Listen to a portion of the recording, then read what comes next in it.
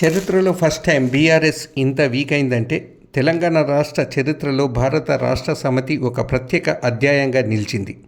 రాష్ట్రాన్ని సాధించామని దశాబ్దాల ఉద్యమాన్ని ఉవ్వెత్తున ఎగిసేలా చేసి తెలంగాణ ప్రజల ఆత్మ గౌరవాన్ని నిలబెట్టామని చెప్పుకునే ఆ పార్టీకి 2023 అసెంబ్లీ ఎన్నికల తర్వాత వరుస దెబ్బలు తగులుతున్నాయి.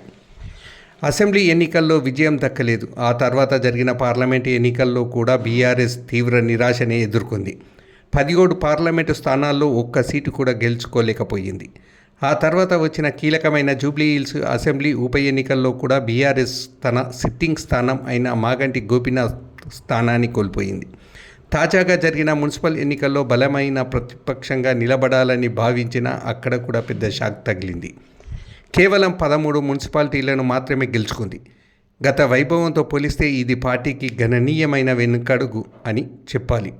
2021లో జరిగిన మున్సిపల్ మరియు కార్పొరేషన్ ఎన్నికల్లో బీఆర్ఎస్ దూకుడుగా వ్యవహరించి మంచి ఫలితాలు సాధించింది. కానీ ఇప్పుడు పరిస్థితి పూర్తిగా మారిపోయింది. ఖమ్మం వంటి బలమైన ప్రాంతంలో కూడా పరాజయం ఎదుర్కోవడం పార్టీని రక్షణాత్మకంగా స్థితిలో నెట్టింది. గెలుపు ఆశించిన కొన్ని ప్రాంతాల్లో కూడా ఫలితాలు ఆశించిన విధంగా రాలేదు. బీఆర్ఎస్ అభ్యర్థులు 13 మున్సిపాలిటీల్లో పాగా వేశారు. అయితే మరో ఆసక్తికరమైన విషయం ఏమిటంటే మరో 13 మున్సిపాలిటీల్లో ఒక్కో అభ్యర్థి మాత్రమే గెలిచారు. ఇవి ఎల్లారెడ్డి, సుల్తానాబాద్, యాదగిరిగుట్ట, వడ్డేపల్లి, పెద్దపల్లి, మదిర, కొడంగల్, నందికొండ, మందిని, ఓలియా, చెప్పదొడ్డి, భూత్పూర్, ఆత్మకూర్ ప్రాంతాలు. ఈ ఫలితాలు బీఆర్ఎస్ ప్రస్తుత స్థితిని స్పష్టంగా చూపిస్తున్నాయి.